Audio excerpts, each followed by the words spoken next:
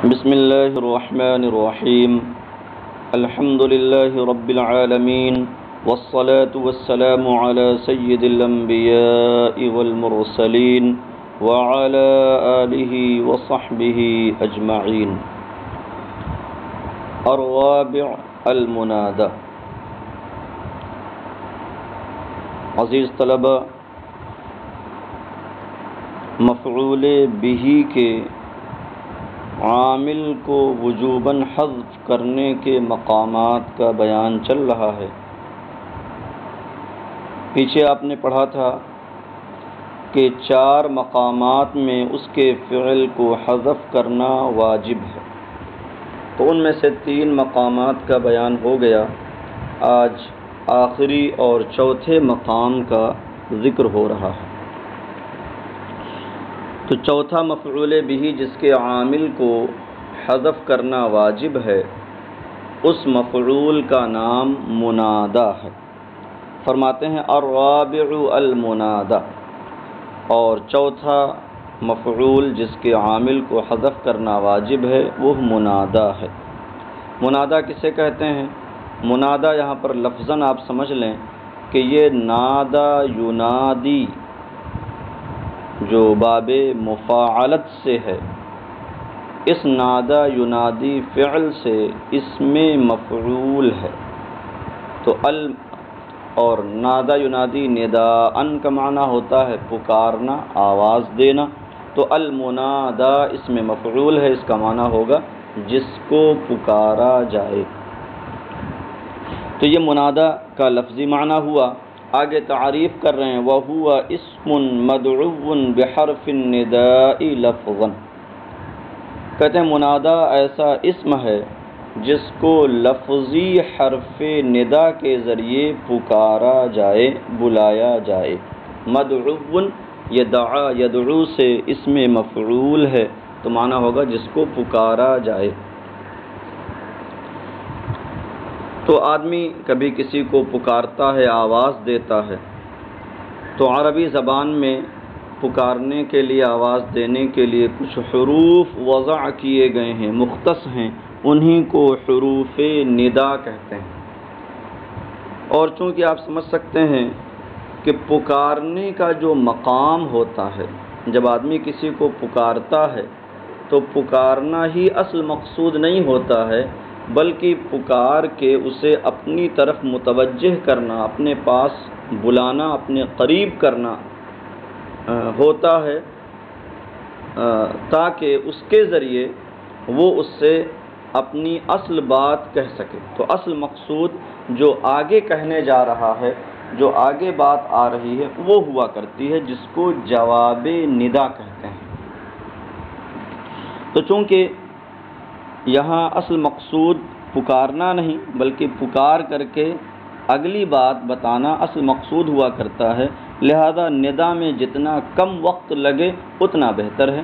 اس وجہ سے عرب فعل استعمال نہیں کرتے ہیں، جبکہ پکارنے کے لیے قائل جب پکار رہا ہے تو گویا کہ وہ کہہ رہا میں تمہیں پکار رہا ہوں، لیکن اس کے لیے فعل استعمال نہ کر کے حروف وضع کیے ہیں تاکہ کم وقت لگے۔ وہی حروف فعل ندا کے، فعل دعا کے قائم مقام ہو جاتے ہیں۔ اور جب ایک نائب پا لیا گیا تو جو اصل عامل ہوتا ہے اسے حذف کر دیا جاتا ہے، اس وجہ سے یہاں عامل کو حذف کرنا واجب ہے۔ تو کہتے ہیں کہ منادا ایسا اسم ہے جس کو لفظی حرف ندا کے ذریعے پکارا جائے۔ نحو یا عبد اللہ، جیسے یا عبد اللہ، تو یا حرف ندا ہے اور اس کے ساتھ پکارا گیا عبد اللہ کو، یا عبد اللہ اے ادعو عبد اللہ، تو یہاں پر یا حرف ندا جو ہے یہ ادعو کی جگہ لایا گیا ہے، یعنی اصل مقام تو یہ چاہتا تھا کہ یہاں ادعو کہا جائے، ادعو عبد اللہ، میں عبد اللہ کو پکار رہا ہوں، اس کو آواز دے رہا ہوں، لیکن ادعو کی جگہ حروف ندا کا استعمال کرتے ہیں۔ کہتے ہیں وحرف النداء قائم مقام ادعو، اور حرف ندا ادعو کے قائم مقام ہے۔ ضمناً یہ بات پیچھے بھی آپ پڑھ چکے ہیں۔ تو حرف ندا ادعو اور اطلبو کے یا انادی کے قائم مقام ہے، اور اس جملے سے مصنف گویا کہ اس جانب بھی اشارہ کر دے رہے ہیں کہ اس کے عامل کو حذف کرنا واجب کیوں ہے، کہ جب حرف ندا ادعو فعل کے قائم مقام آ گیا تو جب ایک نائب پا لیا گیا تو اب اصل کا اجتماع جائز نہیں، کیونکہ اصل اور نائب دونوں اکٹھا نہیں ہوتے ہیں۔ ہاں، تو اوپر تعریف میں تھا کہ ایسا اسم جس کو حرف ندا کے ذریعے پکارا جائے، تو حرف ندا کون کون ہیں؟ کہتے ہیں وہ حروف النداء خمسۃ، اور حروف ندا 5 ہیں، یا و آیا و حیا و ای والحمزۃ المفتوحۃ۔ تو یہ 5 حروف ندا ہیں، یا، آیا، حیا، اے اور حمزہ مفتوحہ یعنی آ۔ تو آ کبھی حمزہ استفہام ہے اور کبھی حمزہ ندا ہے۔ ان میں کہا جاتا ہے کہ آیا اور حیا یہ بعید کو ندا کرنے کے لیے ہیں، دور والے کو پکارنے کے لیے ہیں، اور اے اور حمزہ مفتوحہ یہ قریب کو پکارنے کے لیے ہیں، اور یا دونوں کے درمیان مشترک ہے۔ اور ایک بات اور جان لیں کہ کلمہ یا جو ہے یہ اللہ عز و جل کو پکارنے کے لیے خاص ہے، یا اللہ ہی کہا جائے گا، اللہ عز و جل کو پکارنے کے لیے، ندا کرنے کے لیے بقیہ حروف میں سے کسی کا استعمال نہیں ہوتا۔ وقد يحذف حرف النداء لفظا نحو یوسف اعرض عن هذا۔ تو پر تعریف میں تھا کہ ایسا اسم ہے جس کو لفظی حرف ندا کے ذریعے پکارا جائے۔ اب آگے یہاں پر کہہ رہے ہیں کہ اصل تو یہی ہے کہ حرف ندا لفظاً موجود ہو ندا کرتے وقت، مگر یہ ہے کہ کبھی اسے لفظ سے حذف کر دیا جاتا ہے، مگر یہ ہے کہ وہ نیت میں ہوتا ہے۔ وقد یحذف حرف النداء لفظاً، اور کبھی لفظاً حرف ندا کو حذف کر دیا جاتا ہے، تو نیت میں ہوتا ہے، مقصود ہوتا ہے، مگر یہ ہے کہ لفظ میں اس کا ذکر نہیں کرتے ہیں۔ مثال دے رہے ہیں جیسے یوسف اعرض عن ھذا۔ ہاں، تو قرینہ ضرور ہوگا یہاں پر، قرینہ یہ ہے کہ یوسف فرمایا گیا آیا ہے اور اس کے بعد آیا اعرض، صیغہ خطاب کا، امر کا صیغہ، تو یہ اس بات پر دال ہے کہ یوسف یہاں پر مبتدا اور اعرض عن ھذا اس کی خبر نہیں ہے، بلکہ یوسف یہاں پر منادا ہے۔ عزیز مصر نے حضرت یوسف علیہ السلام سے کہا اے یوسف اس معاملے سے اعراض کرو۔ اعراض کرنے کا مطلب درگزر کرو، چھوڑ دو اس کو۔ واقعہ وہی ہے کہ جب حضرت زلیخا نے حضرت یوسف علیہ السلام کو بلایا تھا اپنے پاس اور ان کی نیت صاف نہ تھی، حضرت یوسف علیہ السلام نے اللہ کی پناہ مانگی اور ساتھ ہی اپنے آپ کو برائی سے اور گناہ سے بچانے کے لیے بھاگ کھڑے ہوئے۔ بھاگتے بھاگتے جب آخری دروازے پر پہنچے تو سامنے عزیز مصر مل گئے۔ اب پیچھے سے زلیخا بھی جا رہی ہیں، آگے آگے حضرت یوسف علیہ السلام، اور دروازے پر جب پہنچے تو عزیز مصر سے ملاقات ہو گئی۔ اس نے کہا یہ کیا معاملہ ہے؟ تو فوراً زلیخا نے حضرت یوسف علیہ السلام پر الزام لگا دیا، لیکن اللہ تبارک و تعالی نے گھر میں موجود ایک شیرخوار بچے کو آپ کی براءت کے لیے گواہ بنا دیا، اس کو گویائی عطا فرمائی اور اس نے آپ کی براءت اور پاکی کی گواہی دی۔ جب آپ کی براءت عزیز مصر پر واضح ہو گئی تو اس نے کہا یوسف اعرض عن ھذا واستغفری لذنبک انک کنت من الخاطئین، کہ اے یوسف اس معاملے سے تم روگردانی کرو، اور اے زلیخا تم اپنے گناہ کی معافی مانگو، بے شک تم خطا کاروں میں سے ہو۔ اسی طریقے سے دعا میں جو ربنا استعمال ہوتا ہے، قرآن مجید میں بھی جا بجا ربنا آیا ہے، یہ منادا ہے اور اس کا حرف ندا محذوف ہے، یا ربنا۔ بہت سے مقامات پر ربی بھی آیا، رب جعلنی مقیم الصلاۃ، تو یہ ربی بھی منادا ہے اور اس کا حرف ندا یا محذوف ہے، یا ربی اجعلنی مقیم الصلاۃ۔ تو یہاں تک منادا کی تعریف ہو گئی اور حروف ندا کا بیان۔ اب یہاں سے وعلم سے بطور فائدہ کے منادا کے اعراب کی قسمیں بیان کر رہے ہیں، کیونکہ ہمیشہ منادا منصوب ہی نہیں ہوتا، منادا کے اعراب کی کئی صورتیں ہیں۔ تو اب یہاں سے وہ تفصیل بیان کر رہے ہیں، کہتے ہیں وعلم ان المنادا علی اقسام، اور جاننا چاہیے کہ منادا کی چند قسمیں ہیں اعراب کے اعتبار سے۔ فإن كان مفردا معرفة يبنى على علامة الرفع، پس اگر منادا مفرد معرفہ ہو تو وہ علامت رفع پر مبنی ہوگا۔ یہاں پر مفرد سے مراد واحد نہیں ہے، بلکہ مفرد سے مراد ہے کہ وہ مضاف اور مشابہ مضاف نہ ہو۔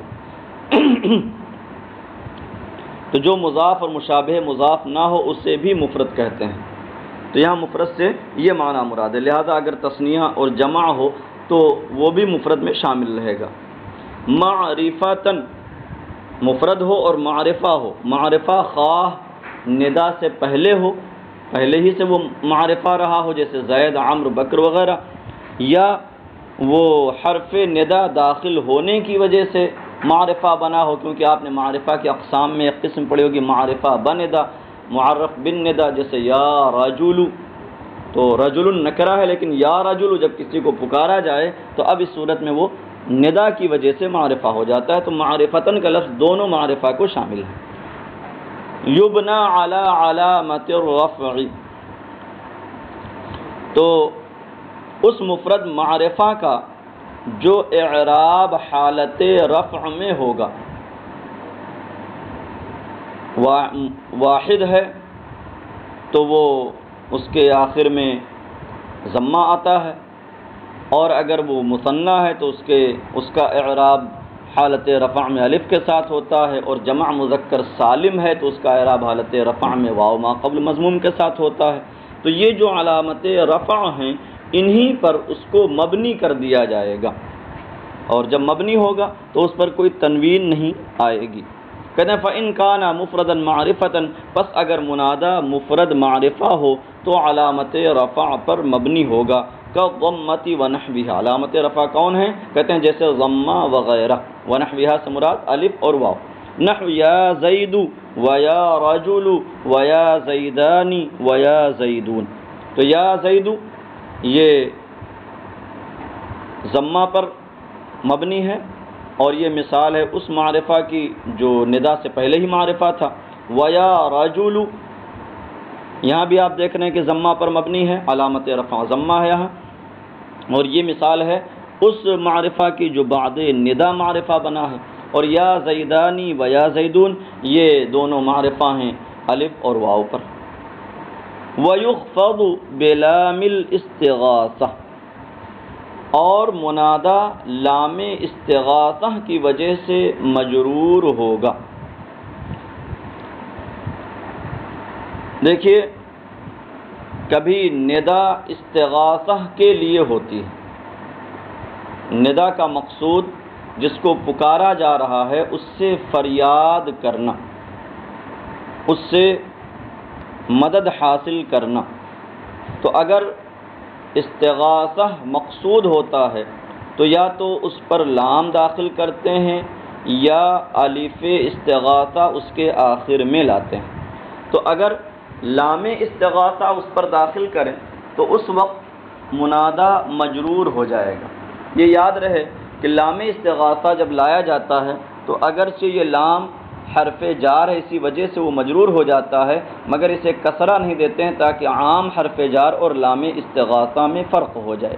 تو کہتے ہیں وَيُخْفَضُ بِلَامِ الْإِسْتِغَاثَةِ، اور لام استغاثہ کی وجہ سے منادا مجرور ہوگا، نحو یا لزید، جیسے یا لزید۔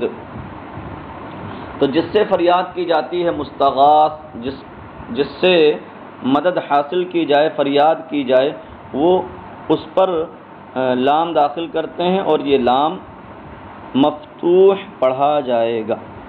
وَيُفْتَحُ بِإِلْحَاقِ أَلِفِهَا، أَلِفِهَا میں جو ہا ضمیر ہے وہ استغاثہ کی طرف لوٹ رہی ہے، اور یفتح کا معنی ہوگا مبنی بر فتح ہونا۔ کہتے ہیں اور منادہ مبنی بر فتح ہوگا الف استغاثہ لاحق کرنے سے، نحو یا زیدہ، ہاں تو زید کے بعد جو الف ہے یہ الف استغاثہ ہے، اور ہا جو آخر میں آ رہی ہے ہائے وقف ہے، جو ہا ہمیشہ ساکن پڑھی جاتی، یا زیدہ، اے زید یعنی میری فریاد کو پہنچو۔ جیسے یا محمدہ کے نعرے صحابہ کرام رضوان اللہ تعالی علیہم اجمعین جنگوں میں جب شدت اور سختی کا وقت ہوتا تو نبی کریم صلی اللہ تعالی علیہ وسلم سے استغاثہ کرنے کے لیے یا محمدہ کا نعرہ بلند کیا کرتے تھے۔ اس سے پتہ چلا کہ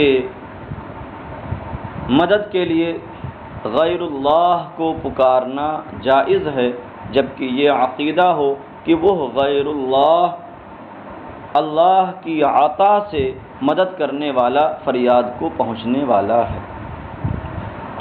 وَيُنصَبُ إِن كَانَ مُضَافًا نَحْوُ يَا عَبْدَ اللَّهِ أَوْ مُشَابِهًا لِلْمُضَافِ نَحْوُ يَا طَالِعًا جَبَلًا أَوْ نَكِرَةً غَيْرَ مُعَيَّنَةٍ كَقَوْلِ الْأَعْمَى يَا رَجُلًا خُذْ بِيَدِي، اور منادہ منصوب ہوتا ہے، یہ نصب ہے، نصب جو اعراب کی بنیاد پر فتحہ کسرہ یا الف یا یا آئے اسے نصب کہتے ہیں، اور بنا کی طور پر جو فتحہ آئے اس کے لیے ینصبو نہیں کہا جائے گا بلکہ اس کے لیے یفتح کہا جائے گا، اسی لیے وہاں یفتح کہا تھا اور یہاں ینصبو کہہ رہے ہیں۔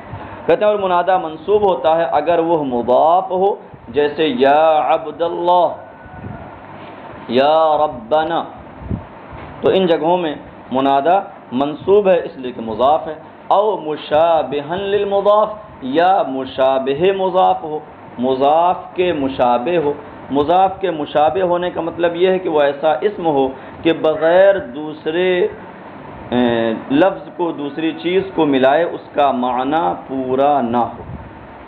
نحو یا طالعا جبلا، جیسے یا طالعا جبلا، تو طالع کا معنی ہوتا ہے چڑھنے والا، طلع یطلع سے اسم فاعل ہے طالع، اور جبلاً یہاں پر طالع کا مفعول بھی ہے، تو طالعاً جبلاً، تو یہ طالع اس میں فاعل ہے، عمل کرنے والا ہے، ایک مفعول چاہ رہا ہے، وہ مفعول جبلاً ہے، تو طالعاً جبلاً کے بعد ہی اپنا معنی پورا ادا کر رہا ہے، اس لیے یہ مشابہ مضاف ہوا۔ او نکرۃ غیر معینۃ، یا نکرہ غیر معینہ ہو، لیکن نکرہ تو غیر معین ہوتا ہی ہے، لیکن نکرہ کے ساتھ غیر معینۃ کی صفت لگا کر کے یہ بتانا چاہ رہے ہیں کہ وہ نکرہ ایسا نہ ہو کہ ندا کی وجہ سے معرفہ بن گیا ہو، بلکہ وہ نکرہ ایسا ہو کہ بعد ندا بھی وہ غیر معین ہی رہے، وہاں تعریف نہ پیدا ہو۔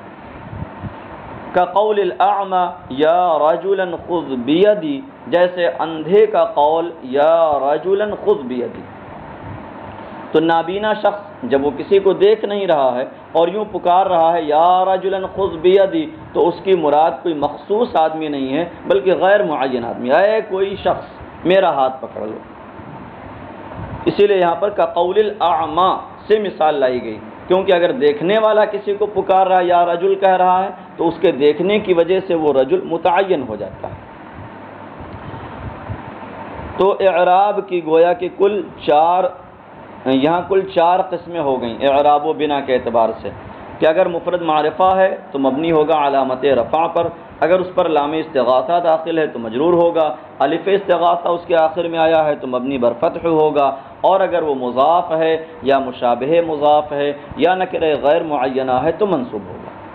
اب کہتے ہیں وَإِن كَانَ مُعَرَّفًا بِاللَّامِ قِيلَ يَا أَيُّهَا الرَّجُلُ وَيَا أَيَّتُهَا الْمَرْأَةُ، اور اگر منادہ معرف باللام ہو، اگر اس کے شروع میں لام آ جائے، خواہ لام تعریف ہو یا الذی الذین وغیرہ اس میں موصول کا لام ہو، تو ان تمام صورتوں میں حرف ندا اور منادہ کے درمیان مذکر کے لیے لفظ ایھا اور مؤنث کے لیے ایتھا داخل کرتے ہیں۔ تو کہتے ہیں وَإِن كَانَ مُعَرَّفًا بِاللَّامِ قِيلَ يَا أَيُّهَا الرَّجُلُ وَيَا أَيَّتُهَا الْمَرْأَةُ، اور اگر منادہ معرف باللام ہو، اس کے شروع میں لام آیا ہو، تو کہا جائے گا یا ایھا الرجل اور یا ایتھا المرأة، یعنی حرف ندا اور اس منادہ کے درمیان لفظ ایھا داخل کریں گے۔ یہاں پر جو ایو ہے یہ ابہامیہ ہے، اور ہا جو آیا ہے یہ ہا حرف تنبیہ ہے، اور الرجل یہ ایو کی صفت بن جائے گا، چاہے ایو سے بدل قرار دے دیں، دونوں صورتیں ہو سکتی ہیں۔ تو یہاں پر ایھا یا ایتھا اس لیے بڑھایا جاتا ہے کہ الرجل الف لام داخل ہے، اور الف لام کی وجہ سے وہ معرفہ ہے، اور حرف ندا بھی تعریف پیدا کرتا ہے، تو ایک ہی اسم پر دو ادات تعریف، دو کلمہ تعریف جمع ہو جائیں گے۔ اس سے بچانے کے لیے درمیان میں ایھا داخل کر دیا گیا کہ یا حرف ندا ڈائریکٹ ایھا پر داخل ہوا، نہ کہ الرجل پر داخل ہوا۔ یاد رہے کہ اس قاعدے سے کلمہ جلالت مستثنی ہے، اللہ کے شروع میں بھی ال ہے، مگر یہ ہے کہ اللہ عز و جل کو پکارنے کے وقت ایھا درمیان میں داخل نہیں کریں گے۔ تو مذکر کے لیے ایھا اور مؤنث کے لیے ایتھا لاتے ہیں۔ قرآن مجید میں بھی بکثرت یا ایھا کا استعمال ہے، اور کبھی کبھی اس میں جو حرف ندا ہے اسے حذف کر دیا جاتا ہے، صرف ایھا الرجل اور ایتھا المرأة بھی کہتے ہیں۔ وَيَجُوزُ تَرْخِيمُ الْمُنَادَى، تو یہاں تک یہ بیان ہو گیا کہ منادہ کو اعراب کیا دیا جائے گا اور معرف باللام ہونے کی صورت میں کیا کرنا ہوگا۔ اب کہتے ہیں وَيَجُوزُ تَرْخِيمُ الْمُنَادَى، یہ منادہ کا ایک اور حکم ہے، الگ حکم ہے۔ کہتے ہیں اور منادہ کی ترخیم جائز ہے۔ ترخیم کا لغوی معنی ہوتا ہے آسان بنانا، نرم بنانا۔ میں نے شروع میں آپ کو بتایا تھا کہ منادہ یعنی ندا کے وقت مقصود ندا کرنا ہی نہیں ہوتا ہے، بلکہ جو آگے بات کہنی ہے، جواب ندا جو ہوتا ہے وہ اصل مقصود ہوتا ہے۔ اس لیے ندا میں جتنا کم وقت لگے اور جتنی آسانی ہو جائے اتنا اچھا ہے، تو اسی وجہ سے فعل حذف کر دیا جاتا ہے اور حروف ندا اس کی جگہ لائے جاتے ہیں، اور کبھی کبھی حروف ندا کو بھی حذف کر دیا جاتا ہے۔ تو اسی بنیاد پر منادہ کے اندر ایک اور بات بھی جائز ہے، منادہ کی ترخیم، منادہ کو آسان بنانا۔ منادہ کو کیسے آسان بنانا؟ یہ تو لغوی معنی ہو گیا ترخیم کا، اصطلاحی معنی ہے، ہاں ترجمہ بھی کریں گے وَيَجُوزُ تَرْخِيمُ الْمُنَادَى، اور منادہ کی ترخیم جائز ہے، کیونکہ یہاں پر لغوی معنی مقصود نہیں، اصطلاحی معنی، لہذا لفظ کو اسی طریقے سے یاد رکھا جائے کیونکہ ایک نام ہو گیا۔ وَهُوَ حَذْفٌ فِي آخِرِهِ لِلتَّخْفِيفِ، اور ترخیم منادہ کے آخر میں کوئی حرف حذف کرنا ہے تخفیف کے لیے۔ تو منادہ کے جو حروف ہیں تو ان میں سے آخر سے کسی حرف کو، ایک حرف کو یا دو حرفوں کو حذف کر دیا جائے، اور یہ حذف کرنا کسی قانون صرفی کی بنیاد پر نہ ہو بلکہ تخفیف کے لیے ہو، آسان بنانے کے لیے، تو اسی لیے اس کو ترخیم کہتے ہیں۔ کہتے ہیں وہ حذف فی آخری للتخفیف، اور ترخیم تخفیف کے لیے منادہ کے آخر میں کچھ حذف کرنا ہے۔ کما تقول فی مالک یا مالو، وفی منصور یا منصو، وفی عثمان یا عثم، جیسے مالک میں کہیں یا مالو، اور منصور میں کہیں یا منصو، اور عثمان میں کہیں یا عثم۔ تو دیکھیں منصور میں دو حرف حذف کر دیا گیا، عثمان میں بھی دو حرف، اور مالک میں ایک حرف۔ تو جب چہار حرفی ہوگا تو اس میں سے ایک حرف حذف کر دیا جائے گا، اور پنج حرفی ہو اور اس کے آخر میں اخیر حرف سے پہلے کوئی حرف مد ہو، جیسے عثمان میں الف، منصور میں واو، تو وہاں سے اس حرف مد اور اس آخری حرف دونوں کو حذف کرنا جائز ہے۔ اور اگر منادہ سے حرفی ہو تو اس میں ترخیم جائز نہ ہوگی۔ یہی وجہ ہے کہ یہاں مثال جو دی ہے وہ مالک سے دی ہے۔ ہاں یہ ہم اپنی زبان میں بھی کرتے ہیں جب کسی کو پکارنا ہوتا ہے تو بیشتر اس کے نام میں اس طریقے کی تخفیف کر لی جاتی ہے۔ ہاں، اب یہاں پر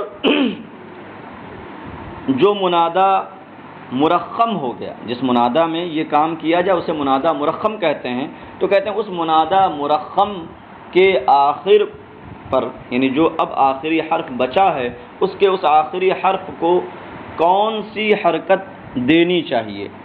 منادہ کے اعتبار سے جو اعراب آنا چاہتا ہے وہ اعراب اس کو دیا جائے، یا اس پر جو پہلے سے حرکت موجود ہے وہ حرکت پڑھی جائے؟ تو کہتے ہیں یہ دونوں باتیں یہاں جائز ہیں۔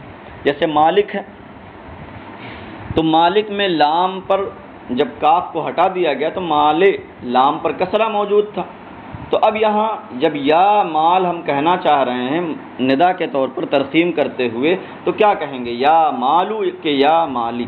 تو کہتے ہیں دونوں باتیں جائز ہیں۔ وَيَجُوزُ فِي آخِرِ الْمُنَادَى الْمُرَخَّمِ الضَّمُّ وَالْحَرَكَةُ الْأَصْلِيَّةُ، اور منادہ مرخم کے آخر میں ضمہ پڑھنا اور اصلی حرکت دینا دونوں جائز ہے۔ کما تقول فی یا حارث یا حارو و یا حاری، جیسے یا حارثو میں یا حارو بھی کہہ سکتے ہیں اور یا حاری بھی کہہ سکتے ہیں، یا عثمان میں یا عثمو بھی کہہ سکتے ہیں اور یا عثما بھی کہہ سکتے ہیں۔ منصور میں تو دونوں اعتبار سے صاد پر ضمہ ہی آ رہا ہے۔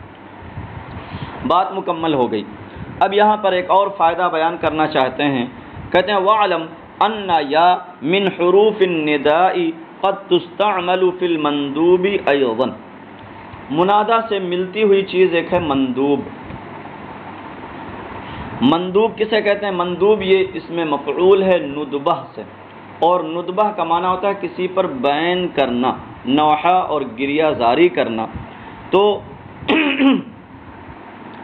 مندوب کا معنی ہوگا جس پر گریہ و زاری کی جائے، جس پر رویا جائے۔ تو جیسے کسی کا انتقال ہو گیا تو اس پر انتقال کرتے ہوئے اس کے انتقال کے وقت اس پر بیان کرتے ہوئے، اس پر گریہ و زاری کرتے ہوئے اس کو پکارا جائے۔ تو ظاہر سی بات یہاں پکارنے سے مقصود اس کی توجہ اپنی طرف نہیں کرنا، منادہ میں مقصود اس کی توجہ اپنی طرف کرنا ہوتا ہے، لیکن جو مر گیا ہے تو اس کی توجہ تو اپنی طرف کرنی نہیں ہوگی۔ تو یہاں پر جو پکارنا پایا جائے گا تو یہ ندا نہیں کہلائے گا اور وہ منادہ نہیں بلکہ اسے مندوب کہتے ہیں۔ تو کہتے ہیں کہ وَعْلَمْ أَنَّ یا مِنْ حُرُوفِ النِّدَاءِ قَدْ تُسْتَعْمَلُ فِي الْمَنْدُوبِ أَيْضًا، اور جاننا چاہیے کہ یا جو حروف ندا میں سے، یہاں پر یہ ترجمہ نہیں کریں گے، جاننا چاہیے کہ یا حروف ندا میں سے ہے، نہیں، انا یا کی یہ خبر نہیں ہے بلکہ من حروف النداء الکائنہ سے یا الثابتہ سے متعلق ہو کر کے یا کی صفت ہے، کیونکہ یا حروف ندا میں سے ہے یہ بات تو ہمیں پیچھے سے معلوم ہو چکی۔ اب یہاں یہ کہنا کہ یا حروف ندا سے ہے یہ تو لغو ہو جائے گا۔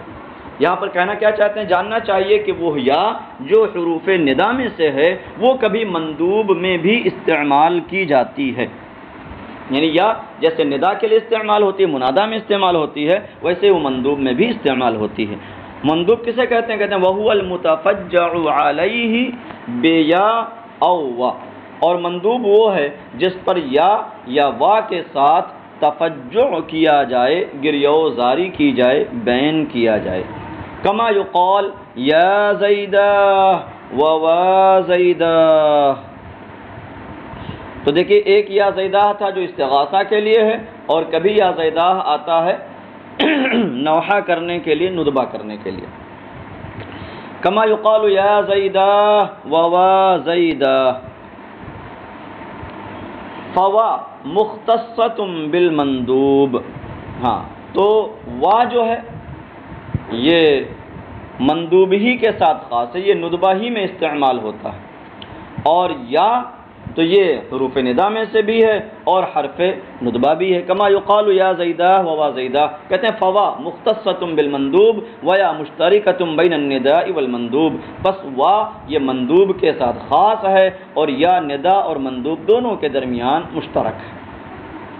کہتے ہیں مندوب بھی چونکہ منادہ ہی کی طرح ہے، بس اتنا ہی سا فرق ہے کہ وہاں مقصود اس کی توجہ اپنی طرف مبذول کرنا ہوتا ہے، اور مندوب میں اس کی توجہ اپنی طرف نہیں کرنی ہوتی بلکہ اس پر صرف تفجع کرنا ہوتا ہے، گریہ و زاری کرنی ہوتی ہے۔